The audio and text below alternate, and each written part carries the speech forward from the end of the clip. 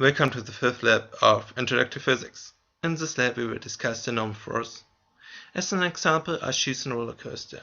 So we will examine the normal force in a roller coaster, and the specific task is what has to be the initial height that the roller coaster will overcome a loop with a radius of 70.5 meters. So the normal force is predicted by Newton's second law of motion, and the energy principle is used to calculate the speed. So here you can see here the results. You see the blue arrow, this is the normal force. The red arrow is the gravitation force. And the yellow box here is the roller coaster, and the roller coaster goes along the trail around this loop and then this line.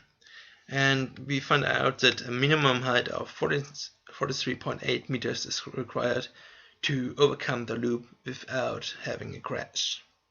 So we have to do some theory. So what is the normal force? The normal force is the contact force, and it means larger the normal force is, so it is better the contact. That means it's very more difficult to separate the box from the surface. And it's also important to note that the normal force is always perpendicular to the surface. As you can see here, the normal force is perpendicular to the surface and has to go always through the object, in this case the box. And we use also Newton's second law of motion, and the net force is equal to the sum of the normal force and gravitation, and this is equal to mass times acceleration. And the acceleration in the curve is the speed squared divided by the radius of the curve. And as I said, we use also the energy principle, and this we do for the calculation of the speed. And we have two different energies: the kinetic energy, what is 1/2 mv squared, and the potential energy of gravitation, which is mgh. And we know that the change in kinetic energy plus the change in potential energy of gravitation has to be equal to 0. This is the energy principle, so the energy is conserved.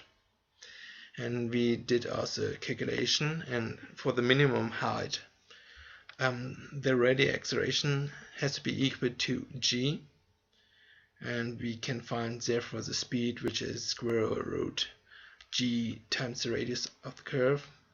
And then we use the energy principle, and the initial velocity is 0. The final height is 2r because this is the highest point of the loop. The initial height is what we want to find, and we get from here, and therefore the initial height is 43.75 meters. So we can look now at the program which I have written. So we set the initial height to 6 meters, which is far above what we expected. It should be good. Here I construct the loop and the trail of the roller coaster. Here I construct the roller coaster, and it has basically 3 parts. One part is the curve start, which is done here, and we can calculate the roller coaster velocity by the square root of 2 times the difference in height times g times the tangential part, basically. And we have the gravitation force here and the normal force here. So here it's going through the loop, and here it goes along a line, the end line. Okay, we can run the program, and we see here the normal force, here the gravitation force. Here it goes in the loop, and it's always perpendicular to it, and it goes always through the box, which is good. And so you have always normal force, and therefore there's always contact between the tail and the roller coaster, and it will not crash down. So, but we can look now what happened at 35 meters. So we can run this program,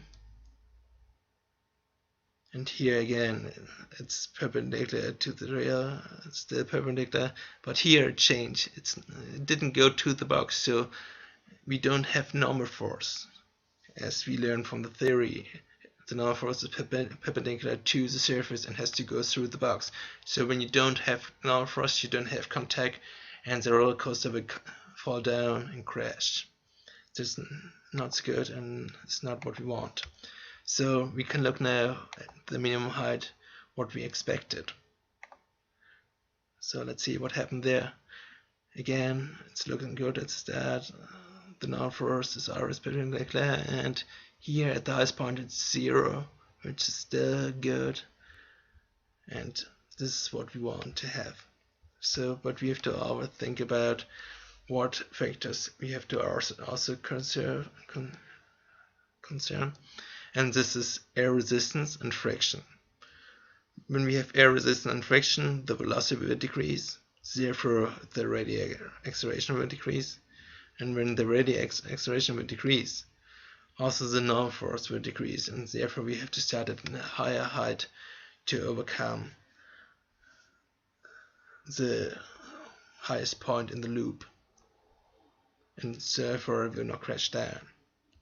And I have another question: what happens? What happens when we increase the mass?